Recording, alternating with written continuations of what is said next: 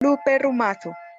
En estos momentos daremos inicio a la presentación de libros Desigualdades territoriales en Ecuador, una perspectiva estructural desde las ciudades. Participa Ramiro Canelos Salazar. Y el libro Más allá del paisaje.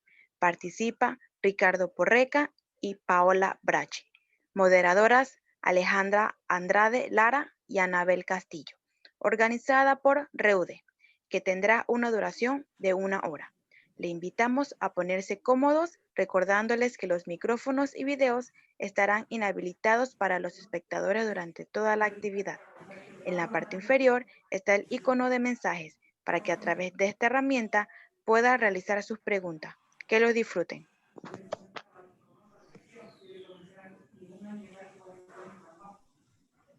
Muy buenas tardes. Es un gusto para todos quienes somos parte de la Universidad Internacional del Ecuador, UID, participar en la Feria Internacional del Libro de Quito 2020 como parte de la Red de Editoriales Universitarias del Ecuador, REUDE. Esta tarde presentaremos el libro del doctor Ramiro Canelos Salazar titulado Desigualdades territoriales en Ecuador, una perspectiva estructural desde las ciudades. Busca contribuir a la comprensión del fenómeno de la desigualdad territorial como un insumo académico para la elaboración de políticas públicas locales y enriquecer el debate del desarrollo económico y social de la ciudad. Antes de presentar al autor y darle la palabra, agradecemos a todos ustedes por su presencia y les invitamos a hacer sus preguntas a través de la plataforma. Y bien, tengo el gusto de dar la bienvenida al doctor Ramiro Canelos Salazar, quien es docente titular de la UID desde hace 25 años, dictando asignaturas de economía tanto en el nivel de pregrado como posgrado.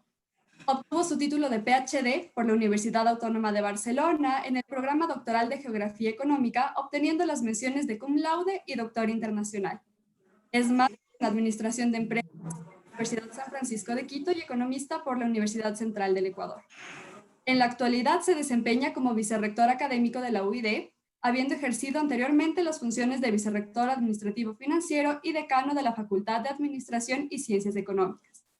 En el sector público se desempeñó como funcionario del Banco del Desarrollo del Ecuador, BEDE, entidad en la que ocupó varias funciones, entre las que se destaca la dirección de programas y cooperación internacional y la gerencia de gestión y asistencia técnica. Tiene además experiencia como consultor en el ámbito público y privado y en organismos internacionales. Ha publicado libros como Formulación y Evaluación de un Plan de Negocios, con la UID, Desarrollo y Diversidad Cultural para la Reducción de la Pobreza y la Inclusión Social con el PNUD y el Ministerio de Patrimonio, y el que presentamos en este espacio. Doctor Canelos, buenas tardes. Buenas tardes, gracias Alejandra por la presentación. Agradezco a la Feria del Libro la oportunidad. Mi colega panelista también le deseo mucho éxito esta tarde. Dado que han sido muy insistentes y con mucha razón por el tiempo, voy a hacer mi presentación de forma inmediata. Tengo preparada una presentación que ustedes ya, entiendo, la estoy compartiendo y ustedes la pueden ver. Efectivamente, el libro se llama Desigualdades territoriales en Ecuador, una perspectiva estructural desde las ciudades. Ahí tienen ustedes la portada del mismo.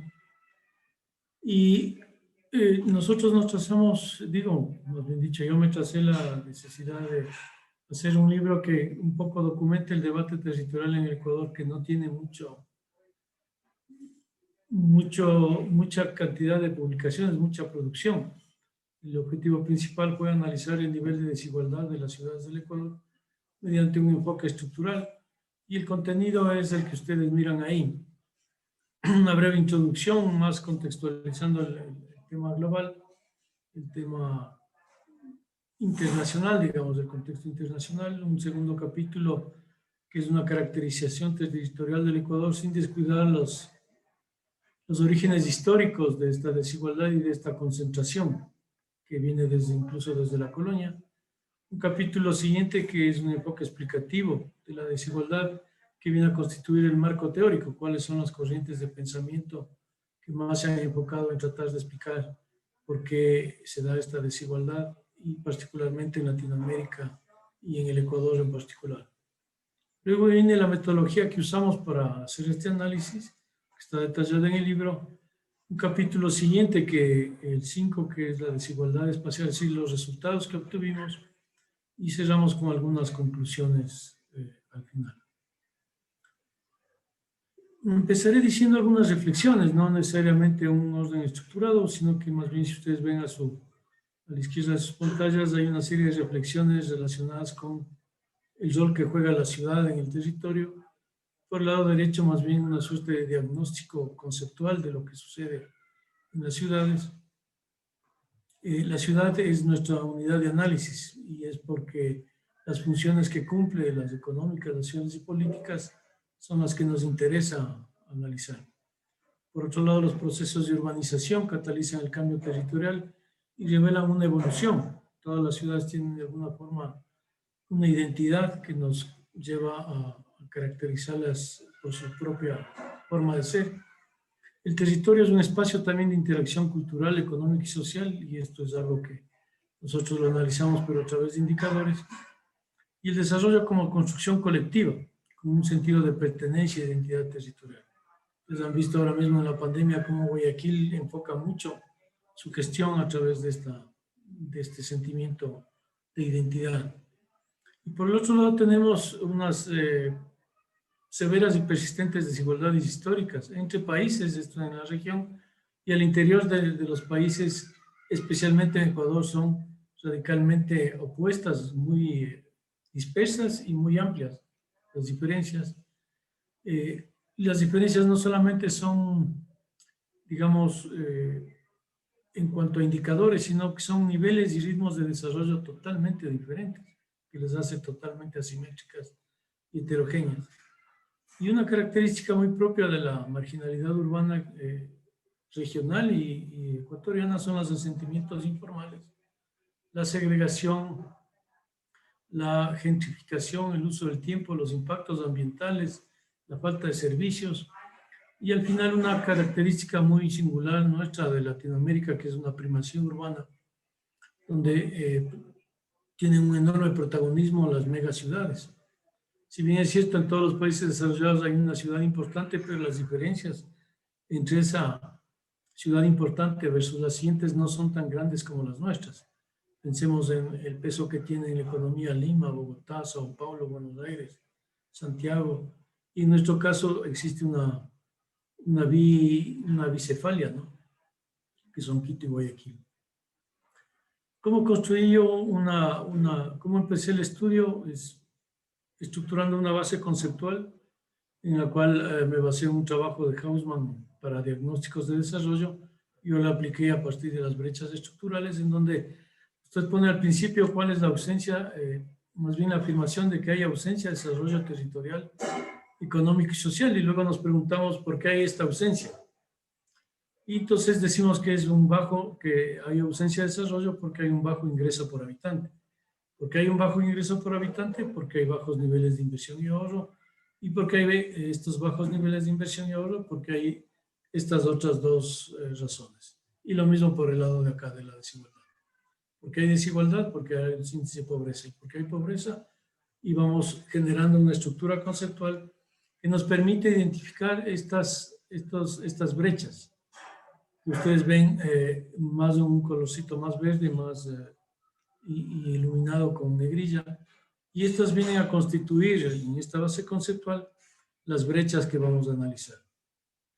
Estas brechas nosotros las tenemos aquí, son 11 brechas: ingreso, desigualdad, pobreza, salud, género, medio ambiente, educación, inversión, ahorro, productividad, innovación, infraestructura y fiscalidad. Y a cada una de las brechas corresponde al menos un indicador.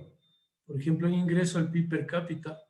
Por ejemplo, en género, porcentaje de mujeres afiliadas a la seguridad social.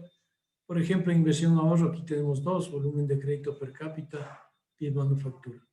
Aquí lo único que puedo señalar es que son variables estandarizadas, son porcentajes o son números per cápita, para eliminar el peso que tiene la población, porque obviamente Quito y Guayaquil y luego Cuenca, por la cantidad de población, el peso que tiene este factor sería demasiado distorsionante, y por eso todos los indicadores son per cápita.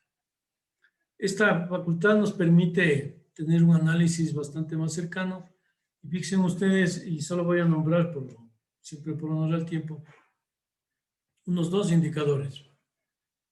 Entre lo que es la mejor ciudad, digamos la que tiene mejor indicador y la que tiene peor. Y fíjense, las diferencias son inmensas, ¿no? O sea, no son diferencias que uno podría decir son razonables.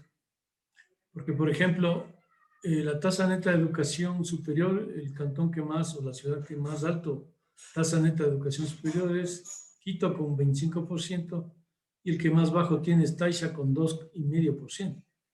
Es decir, al menos apenas el 2,5% de la población que está entre 18 y 24 años accede a la educación superior. Entonces son unas diferencias inmensas, son abismales. Pongámosle aquí la población femenina afiliada, ocupada, afiliada, femenina en cuanto a género, el 34% casi lo tiene Quito y apenas el 2,8% lo tiene Muisne. Entonces, esto es que estamos construyendo un país inmensamente desigual. ¿Cuál fue el objetivo de la tesis? Es a través del análisis de conglomerados jerárquicos, que es una propuesta estadística. Agrupamos a las ciudades por nivel de riqueza sobre la base de los 16 indicadores, que son las 11 brechas que acabamos de mostrar. Entonces, esto nos permite agrupar un número de ciudades por conglomerados que van desde el más rico hacia el más pobre. El conglomerado más rico es el C1 y tiene 5 ciudades. Y solo voy a nombrar estas. En el libro están especificadas en cada conglomerado qué ciudades pertenecen a cada conglomerado. Pero en Quito es algo que los ecuatorianos no nos va a llamar la atención. Estas ciudades son Quito, Guayaquil, Cuenca, San Borondón y Rumiñahui. San Borondón es una conurbanización de Guayaquil y Rumiñahui es una conurbanización con Quito. Entonces, se explica un poco esta riqueza inmensa en estas 5 ciudades, porque ya van a ver ustedes algunos indicadores. Entonces, el análisis de conglomerados a través de varianzas, a través de estadísticas de dispersión y de simetría, nos permitieron tener que este escenario de 7 conglomerados es el que mejor nos caracteriza la desigualdad en el país. Entonces, fíjense ustedes que tenemos entre el C1 y el C3, no son más de 20 ciudades, y el resto queda casi con un 20% del PIB. Ya van a ver ustedes cómo se distribuye esto. Aquí voy a mostrar muy rápidamente, por no dar tiempo también, cómo es que se caracterizan estos conglomerados. Este es el más rico, ¿no? Las 5 ciudades que tengo. Y ustedes van a ir viendo una serie de datos aquí arriba, que es el número de ciudades, qué porcentaje de población tienen, cuáles son los sectores o los principales sectores que están dibujados aquí. En este gráfico, cuánto es su PIB per cápita en una serie de datos que va desde el 2013 al 2017 y su tasa de crecimiento también en eso. Entonces, muy rápidamente voy pasando los indicadores. Este tiene el 35% de la población, tienen entre el 65 y el 75% de la producción del país, estas 5 ciudades. Fíjense en la enorme concentración que tienen. Y su PIB per cápita en términos constantes, no corrientes, es de cerca de $6,700. Asimismo, tenemos un caso muy atípico que yo lo dejé y que se explica en el libro. Un conglomerado de 4 ciudades, que son Montecristi, Durán, Marcelino, Marileón y Jaramillo, que tienen más explicaciones relacionadas con la manufactura, porque este es su sector más exitoso, pero que si lo diluía en un sector a estas ciudades, me provocaba una distorsión enorme, así que lo mantuve aparte para que no me distorsione los otros conglomerados, y por eso lo denomino atípico, incluso por el nivel per cápita alto que se le ve ahí. Luego viene el conglomerado 3, que vienen a ser 11 ciudades con ese porcentaje de habitantes. Yo las denomino emergentes, ya el PIB per cápita cae sustancialmente. Fíjense ustedes y van a ver a medida que vean los otros conglomerados, la agricultura, que ya está en 5º lugar, va a ir bajando hasta convertirse en la primera. A medida que baja la riqueza, la agricultura va subiendo. Es decir, el conglomerado más rico no tenía agricultura, si ustedes lo ven acá. Las actividades del conglomerado más rico son manufactura y actividades profesionales, y luego construcción.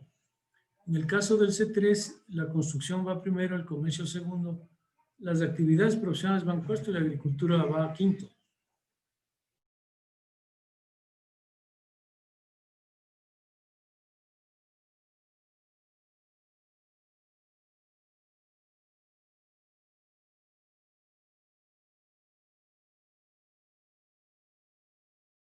conglomerados son más pobres, van teniendo una mayor protagonismo la agricultura y la actividad primaria.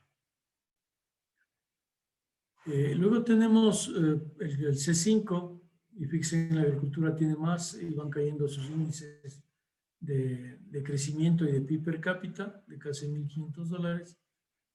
Y este es el C7, donde la agricultura ya es protagonista, la enseñanza es el segundo sector, más por la actividad pública, la administración pública es el tercero, es decir, casi viven del Estado, y apenas un poco la construcción. Este es el conglomerado más pobre y geográficamente verán ustedes que están en partes de la Sierra Centro y en algunos interiores del oriente ecuatoriano y también interiores de la costa ecuatoriana.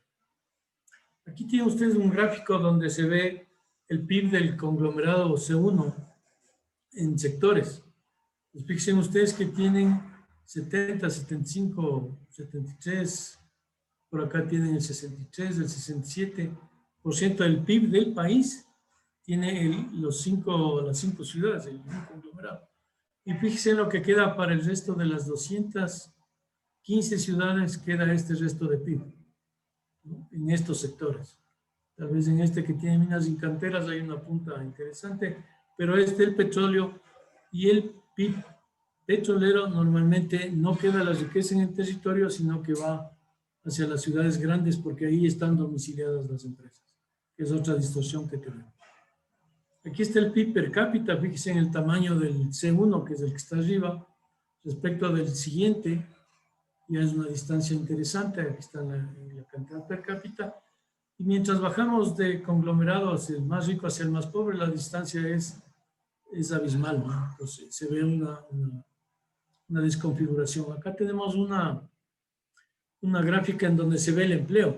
Fíjense que el C1, que es el conglomerado más rico, tiene el 50% de empleo formal y casi el 50% de empleo formal y el otro de informalidad, que ya es bastante alto. La informalidad del 50% es bastante alta, pero a medida que bajamos del conglomerado más rico al más pobre, ustedes verán que la formalidad va cayendo y la informalidad va subiendo.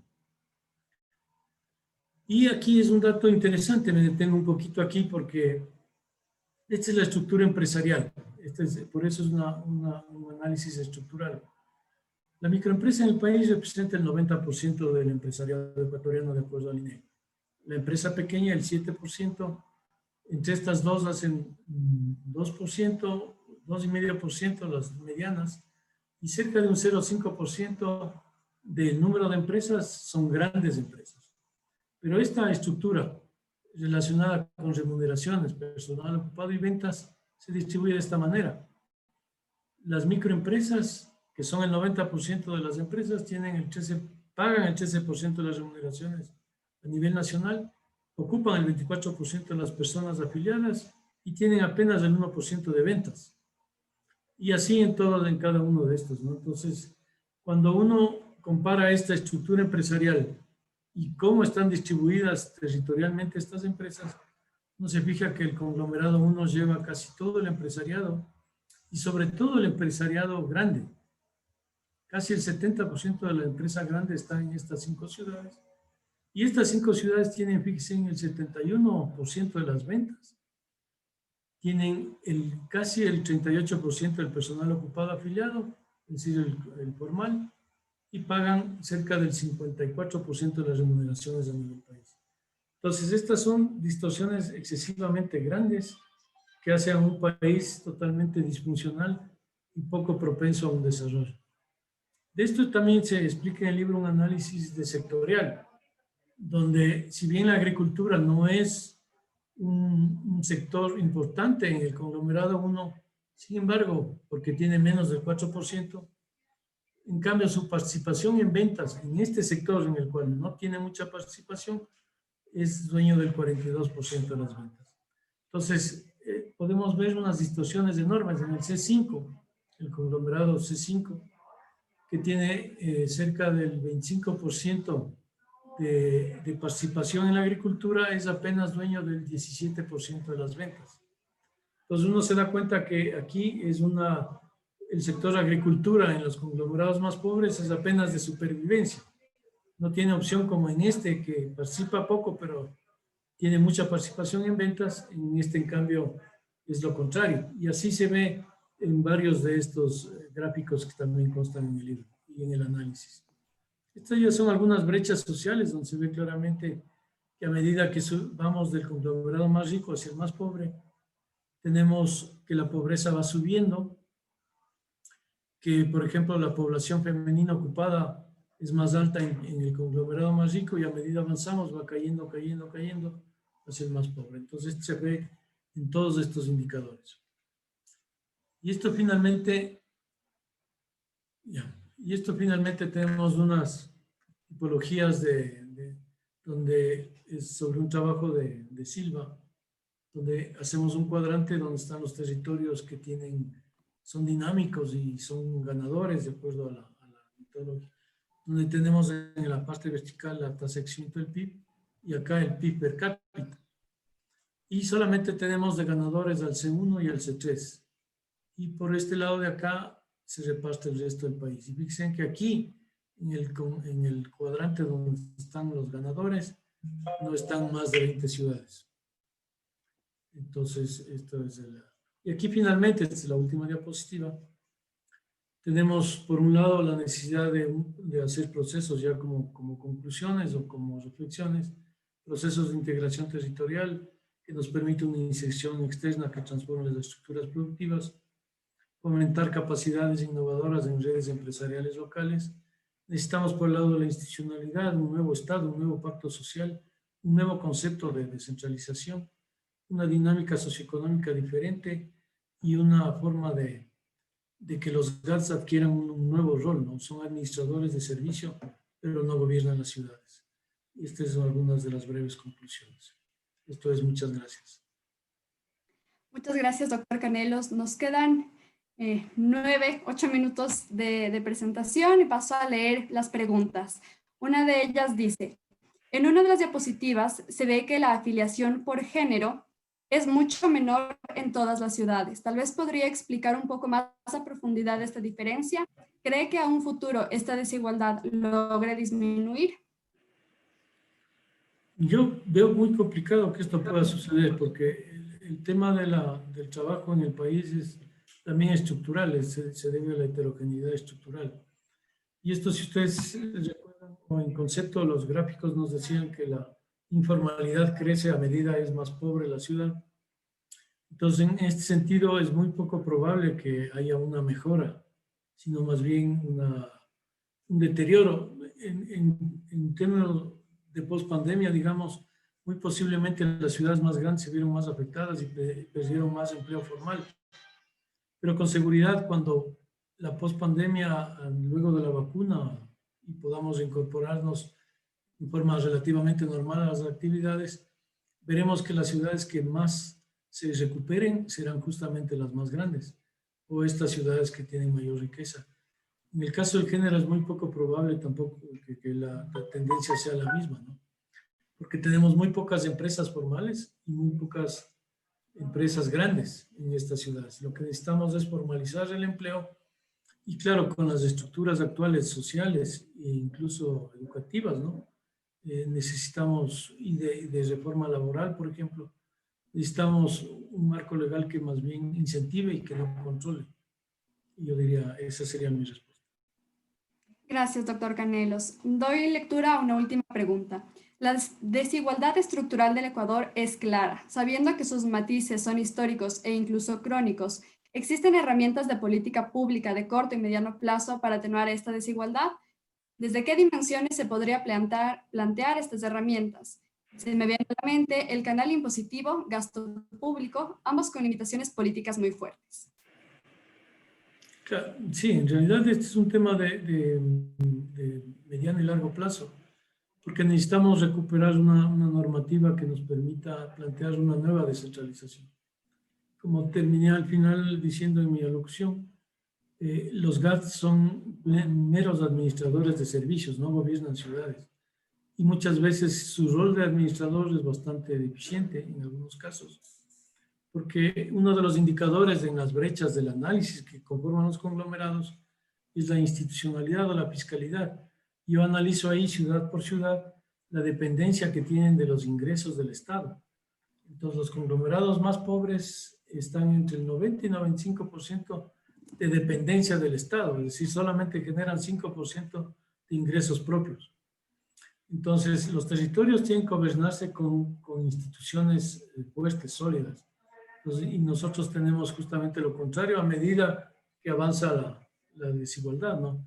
Entonces, lo que necesitamos es un nuevo marco de descentralización. Ahora mismo ustedes ven que en pandemia los municipios protestan por recursos, etcétera, etcétera, pero no generan recursos, pudiendo hacerlo porque tienen muchos, en su estructura económica y de presupuestaria, tienen muchas formas de hacerlo. Entonces necesitamos reformar la ley del COTAD para tener un nuevo marco de descentralización.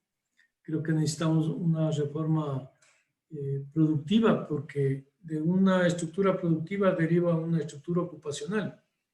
Y ustedes ven que la agricultura es el gran protagonista en los conglomerados más pobres, por lo que tenemos que diversificar la producción. Y tenemos una estructura empresarial que cada vez es más fraccionada en los territorios más pobres, con lo cual necesitamos dar un marco legal más bien de incentivo para que se fusionen, para que a la vez que crezcan tengan más oportunidades de crecer.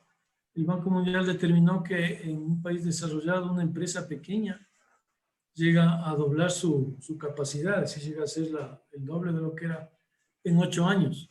Y en Latinoamérica es 25. Entonces, esta falta de capacidad empresarial también es porque tenemos normas empresariales más bien punitivas, más que de incentivo. Entonces, en realidad hay que, como decía al final, un nuevo pacto social, un nuevo Estado, que mire el territorio como una variable de análisis y no solamente la economía clásica, no la economía de la macroeconomía. Hay que mirar a los territorios porque ahí está la pobreza, ahí está el problema, ahí está la desigualdad, ahí está la producción también. Muchas gracias, doctor Canelos. Sin duda, esta ha sido una interesante conversación, como un vistazo de lo que se desarrolla en su libro Desigualdades Territoriales en Ecuador, una perspectiva estructural desde las ciudades. Le agradezco por su tiempo y por la importancia de los temas que hemos tratado esta tarde. Así damos paso a la siguiente presentación. Gracias, Alejandro.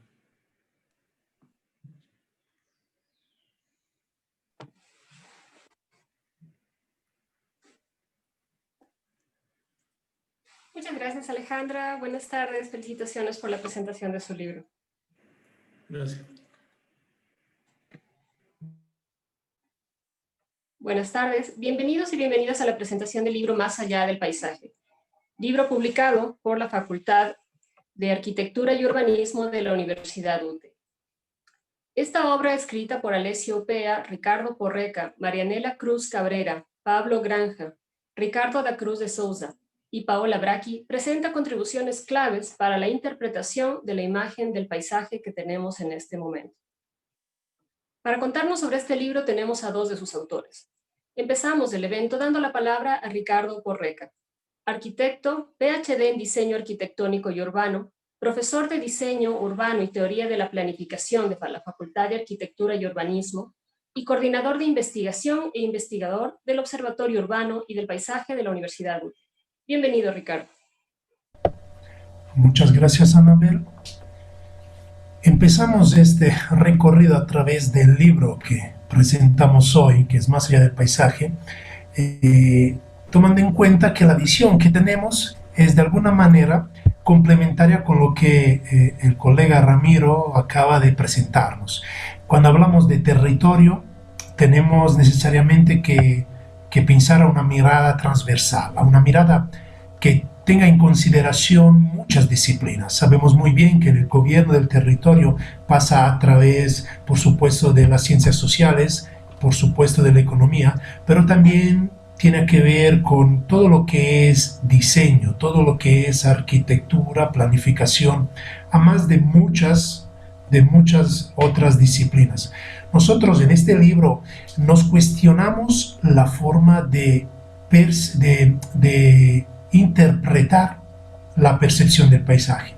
El paisaje es una palabra probablemente muy utilizada y a veces abusada en la literatura, porque desde hace siglos la interpretamos como una imagen de algo bonito que tiene que ver muchas veces con la naturaleza. En realidad, hay un poco de investigar, es en cambio la manera de que este concepto, el paisaje, se desarrolla de forma transversal. En realidad es un concepto que tiene que ver muchísimo con el contexto físico, es decir, lo que es antropizado, urbanizado, con lo que es natural, a través de un elemento de unión central que es el usuario. La percepción que tiene el usuario es central en la definición del paisaje. El paisaje básicamente es todo lo que percibimos nosotros. Entonces, este libro, que se estructura en 6 capítulos, tiene probablemente esta muy agradecida participación del grande paisajista italiano Franco Zagari, el cual nos ayuda a través de un prólogo en explicar cómo el paisaje se entiende también a través del diseño, a través de la transformación del mismo. El paisaje urbano contemporáneo es el tema que nosotros tratamos. De alguna manera, como explica Zagari, se entiende a través del learning by design, o sea, aprender del diseño. Y en este prólogo cita y enseña algunos de sus proyectos, algunos proyectos urbanos que modifican el paisaje. Pero el paisaje, que es un concepto cuya explicación es muy difícil, de alguna manera todos los que estarán interesados en este libro lo podrán entender añadiendo información, adquiriendo información capítulo tras capítulo. Pues los 6 autores tenemos una visión distinta y por lo tanto lo que tratamos de brindar es esta capacidad del paisaje de mostrarse a través de tantos puntos de vista. Y es importante por esto que los autores que hemos realizado este libro provenimos de experiencias académicas y profesionales no todas iguales, es más, muy diferentes y a veces complementarias, lo que permite que en este libro poder encontrar esta mirada transversal y esta riqueza que se encuentra poniendo juntos las diferencias. Particularmente este libro, en el primer capítulo, indaga un poco, investiga sobre la importancia en el paisaje urbano contemporáneo del parque urbano, del parque que viene a presentarse como un cambio de paradigma. En el paisaje que nosotros queremos contar, el parque urbano es evidentemente un momento, un espacio fundamental. ¿Por qué? Porque según Alessio Pea, uno de los autores, el parque urbano es una respuesta a las nuevas necesidades que tiene la sociedad y el territorio. Si antes en la ciudad antigua, la ciudad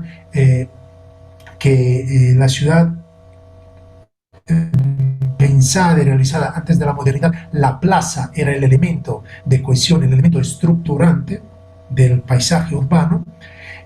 Al día de hoy, según su investigación, tanto en Europa como en América Latina, el parque urbano está en cambio tomando un espacio probablemente igual, cuando no más intenso, más fuerte, de la plaza antigua.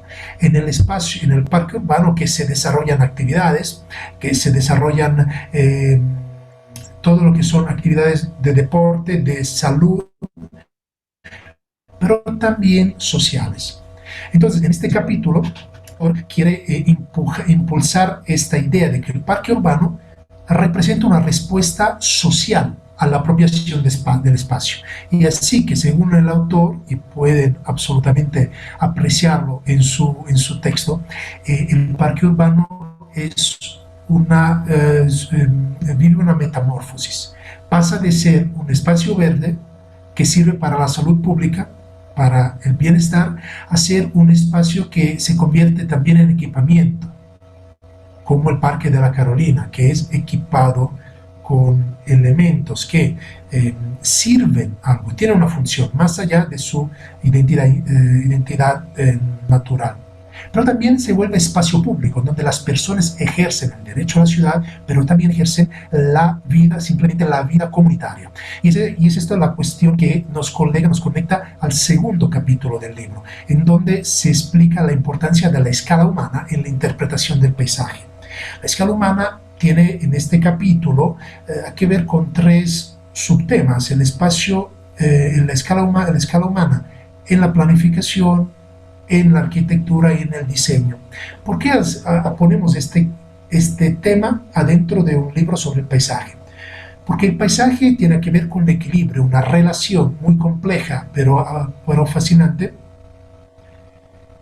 entre el ser humano, la componente natural, la componente antropizada. Y entonces es así que cuando vemos la ciudad y pensamos en una ciudad muy caótica, con problemas de permeabilidad, de gestión del agua, de inundaciones, pero también de islas de calores y sobre todo de las grandes distancias que tenemos como usuario de un parque público, de un parque bien equipado, entonces de un espacio de recreación y de salud. Bueno, entonces nos pensamos que probablemente no estamos viviendo una ciudad como conocemos una ciudad a escala humana, en donde en 15 minutos alcanzamos a todo. Pero esto se ve también en las viviendas. La arquitectura proporciona viviendas con estándar mínimo, lo que quiere decir que la gente está agotada de estar en la casa y necesita alcanzar un espacio natural. Y esto se ve también en la escala de diseño, en donde pensamos al espacio público a veces no tomando en cuenta las necesidades del usuario, que son necesidades de equilibrio entre estas componentes que se tratan a lo largo de todo el libro. Y para llegar al último capítulo que les voy a presentar, toda esta cuestión de relaciones con el contexto del paisaje urbano se ve reflejado en el tercer capítulo, en donde la autora Marianela Cruz presenta una retrospectiva del paisaje urbano histórico y del paisaje urbano patrimonial, que no son más que una otra interpretación del paisaje, el reconocimiento de los valores históricos entendidos como elementos físicos, como elementos simbólicos y de identidad, pero al mismo tiempo como elementos perceptivos y finalmente estructurantes. Todos esos elementos que les dejo la curiosidad para que vayan a leer en el libro, explican esta relación compleja que tiene el usuario con su contexto, en donde reconocer, identificarse con un paisaje, con un entorno, tanto construido como natural, es fundamental para reconocer el valor profundo e intrínseco que tiene el contexto en el cual vivimos. Y por lo tanto, en este capítulo, la autora expresa la importancia de entender e interpretar de la manera correcta, es decir, a través también de un estudio de documentos que en el libro están citados y explicados, documentos históricos internacionales que impulsan a la valorización de este tipo de percepción. El paisaje histórico, el paisaje patrimonial son parte de nuestra percepción. Se relacionan con la escala humana porque el patrimonio nació en épocas en donde el ser humano estaba al centro. El parque urbano vuelve a poner el ser humano como actor principal, vuelve a poner el ser humano como actor social y por lo tanto estas componentes generan una visión del paisaje transversal, diferente, pero muy enriquecedora porque permite de dar una respuesta a diferentes preguntas sobre el paisaje. El paisaje no tiene una sola respuesta, una pregunta, tiene muchas cuestiones y finalmente necesita muchos puntos de vista y muchas contribuciones para proporcionar un pensamiento crítico sobre el paisaje para vivirlo bien, gestionarlo mejor y sobre todo conservarlo y preservarlo para que sea con enfoques de sostenibilidad útil y accesible para todas las generaciones, sobre todo las que tienen que venir. Hasta aquí viene un resumen del tercer capítulo y me gustaría que después de esta breve presentación, Paola, que es mi colega y coautora, siga presentando el resto de esta bien diversa y compleja interpretación del paisaje que los 6 autores hacemos. Paula. Gracias, Muchas Ricardo. gracias, Eric. Paola Bracchi es arquitecta, PhD en diseño arquitectónico y urbano, profesora de teoría y taller del diseño arquitectónico de la Facultad de Arquitectura y Urbanismo e investigadora del Observatorio Urbano y del Paisaje de la Universidad UTE. Bienvenida, Paola. Muchas gracias Anabel, muchas gracias Ricardo por tu primera parte de presentación. Sí, como decía Ricardo, este texto es un texto bastante heterogéneo, ¿no? Que intenta poner en evidencia las distintas posturas que se pueden encontrar cuando se habla de paisaje. Como se decía, el concepto de paisaje es un concepto complejo, heterogéneo, tiene que ver con muchas otras disciplinas, no mira solo a lo que es la disciplina arquitectónica de proyecto en sí mismo del paisaje en sí, sino que necesita relacionarse con otras disciplinas también. Por eso, adentro de este texto, encontramos el contributo del ingeniero Pablo Granja sobre lo que son los sistemas de información geográficas. Y sobre todo esta intervención nos habla de cuánto son importantes como una herramienta para la administración del espacio. Se hablaba del proyectar el paisaje, ¿no? Del aprender sobre el paisaje a través del proyecto. Y entonces, ¿cuáles son las herramientas que nos hacen falta para tener una base de datos importantes para determinar cuál es el proyecto del paisaje? Así que los sistemas de información geográfica son aquellas herramientas que resultan indispensables en el momento en el cual nos confrontamos con el proyecto del paisaje y también la planeación del paisaje. Entonces, una escala que abarca una dimensión también más amplia, una dimensión territorial, y que sirve para dar informaciones importantes a la planeación luego urbanística. Así que el artículo, el contributo, el ensayo de Pablo Granja se pide cuáles estructuras y características debe tener un sistema de información geográfico que realice un manejo eficiente de los recursos y de la distribución participativa y equitativa y transparente para dar de un espacio político y geográfico. Entonces, esta contribución, ¿no?, nos dice que esos sistemas de información geográfica tienen que ser sistemas interdisciplinares, tienen que ser sistemas que miran no solo a aspectos espaciales, sino tienen que ver con cuestiones sociales, cuestión de riesgo sobre el territorio y cómo la importancia de cruzar y de interpolar estas informaciones es necesaria en el momento en el cual se entreprende un proceso decisional arriba de los territorios.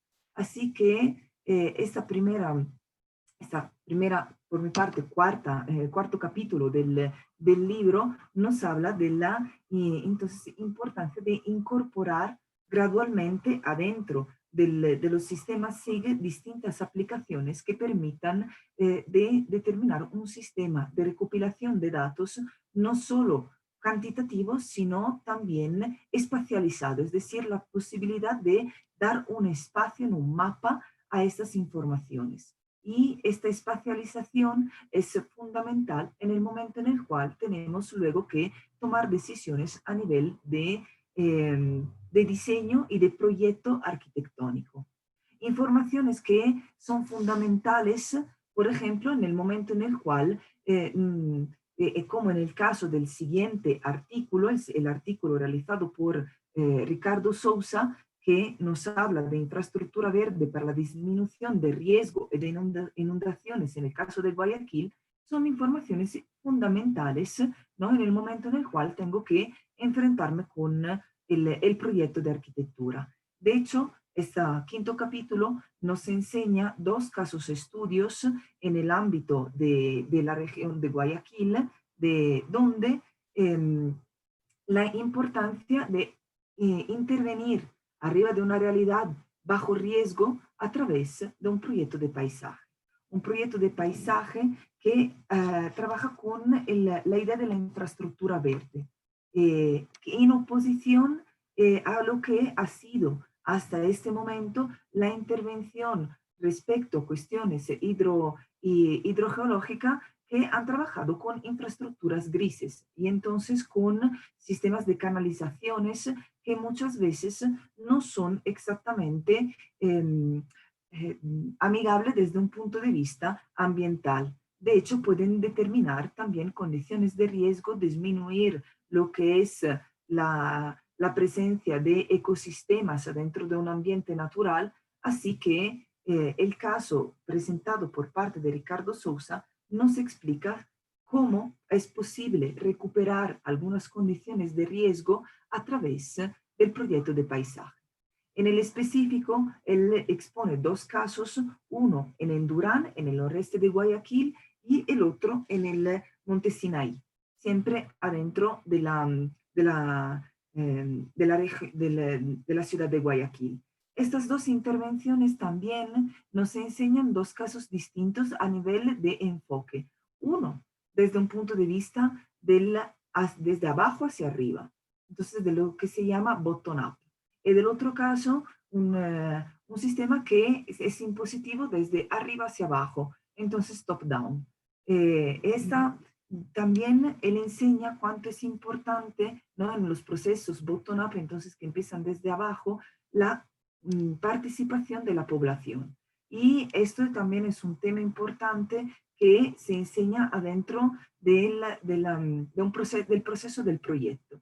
Y entonces, en el caso del Monte Sinaí, es interesante ver cuánto es importante también la participación ciudadana en el momento en el cual hay que tomar decisiones sobre el paisaje, entonces sobre una porción de territorio que se habita y que es transformada y vivida por parte de una población. Sobre todo en condiciones como son estas de estos dos barrios, que son barrios que han crecido de manera no planeada, sino que han crecido de manera espontánea, donde muchas cuestiones que tienen que ver con la canalización de las aguas no han sido tomadas en consideración. Así que con el recorrer del tiempo, el aumento de población, esto no considerar las cuestiones de canalizaciones y la creación de infraestructuras para el desahogo de agua determinados luego problemas ambientales. La presencia de ríos adentro de estas dos realidades, que son ríos que se vienen utilizados como desagües, como botadero, a través del proyecto del paisaje se recalifican. A través de la vegetación se recalifican los bordes, se aumenta la permeabilidad del suelo, se aumenta la posibilidad de dar un ambiente que sea un ambiente de disfrutar, un ambiente que es un espacio público que la gente que vive estos lugares puede disfrutar. Así que en los dos casos nos enseña algunas estrategias desde un punto de vista espacial, ambiental, social, funcional, y también cómo estos proyectos se pueden transformar en el tiempo, porque trabajar con el paisaje es también trabajar con el tiempo. El paisaje tiene temporalidades distintas respecto a un proyecto arquitectónico. La regeneración de ecosistema tiene tiempos distintos respecto a una construcción de un edificio. Entonces también hay que pensar en perspectiva en el momento en el cual se realiza un proyecto de paisaje.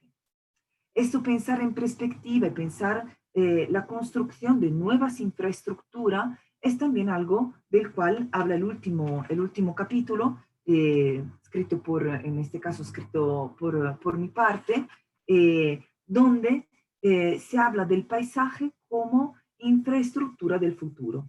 Se toma en consideración las teorías desarrolladas a final del siglo XX por la Escuela de Harvard sobre el Landscape Urbanism, que considera el paisaje como sistema de infraestructura del futuro, el medium. Es el medio a través del cual es posible repensar el urbanismo. Y entonces un urbanismo que se refunda, que mira y se amplia, se pone siempre más interdisciplinar y acoge la dimensión paisajística adentro de las variables a través de las cuales piensa la ciudad del futuro.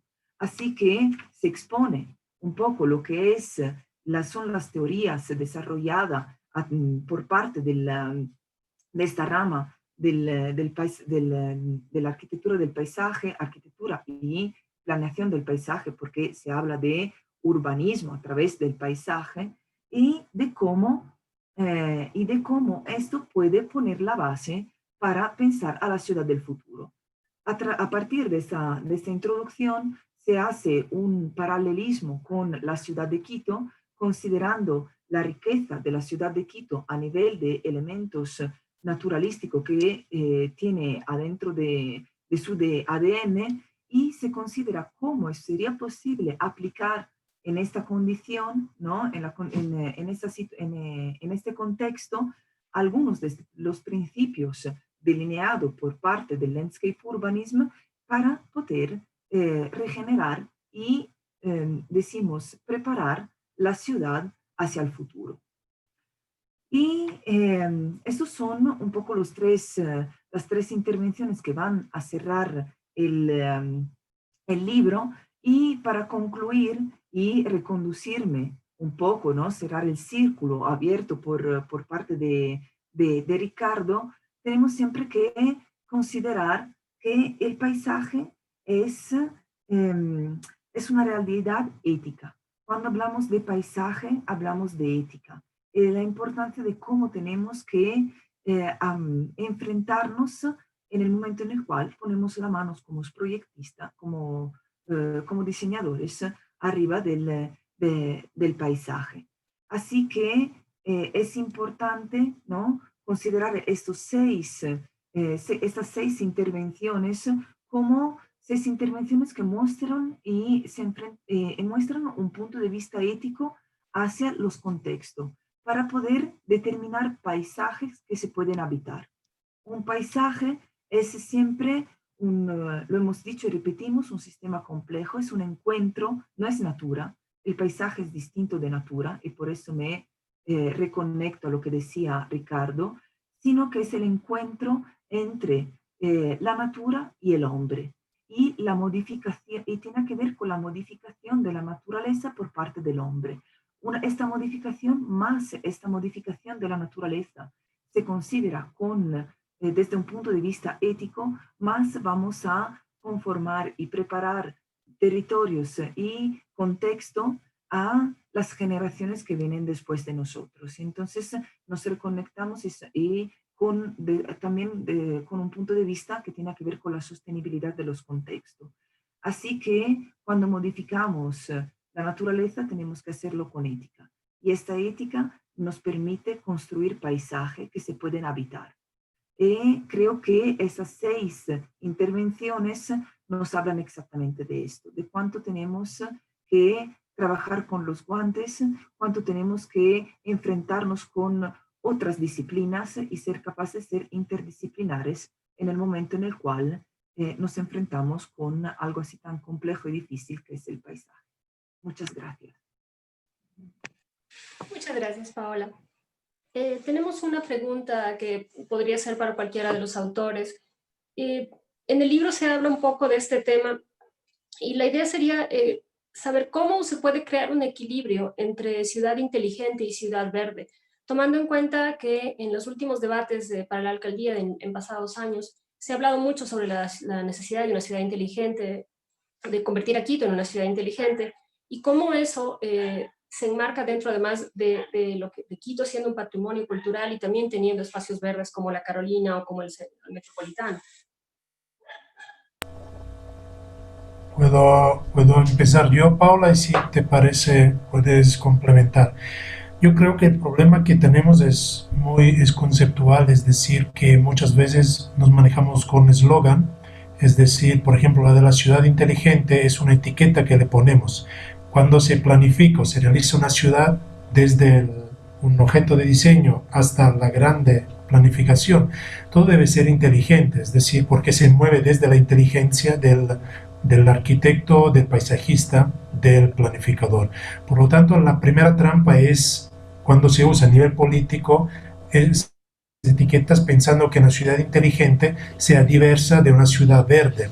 La ciudad verde es una ciudad donde hay un equilibrio entre suelo permeable e impermeable, entonces donde, por ejemplo, las cuestiones naturales como el agua u otras manifestaciones de clima sean ya per se en equilibrio, mientras que nosotros en Quito, por ejemplo, hemos cerrado muchas quebradas y por lo tanto el agua que antiguamente se canalizaba y no creaba problemas a las personas, ahora se canaliza en las calles que surgen donde hemos generado quebradas. Yo creo que para generar este equilibrio se debería empezar a trabajar de forma transversal entre disciplinas y actores urbanos con un diálogo inteligente, esto sí, con una etiqueta de inteligencia, es decir, donde la parte política confía y es formada para confiar en los técnicos, planificadores y todos actores como paisajistas, arquitectos paisajistas y arquitectos en sí, y donde los arquitectos y todo este conjunto de actores pueden encontrar en la parte política una forma de diálogo y no de especulación y de cuenta de votos. Cuando lograremos poner conceptualmente estos dos elementos en diálogo, probablemente podemos superar la forma dialéctica de ciudades inteligentes versus ciudades verdes, bla, bla, bla, superar estas etiquetas para llegar en cambio a resolver problemas, es decir, poner antes las cuestiones, las necesidades y los problemas antes que las etiquetas. No existen recetas ya preestablecidas para resolver problemas. Entonces yo creo que hay que superar estos eslogans para ensuciarnos las manos, ¿no? Trabajar en la obra con este diálogo transversal. Probablemente es una respuesta un poco amplia, pero yo creo que conceptualmente es la base para resolver estas dicotomías y estas cuestiones abiertas. No sé si Paula quiere añadir algo.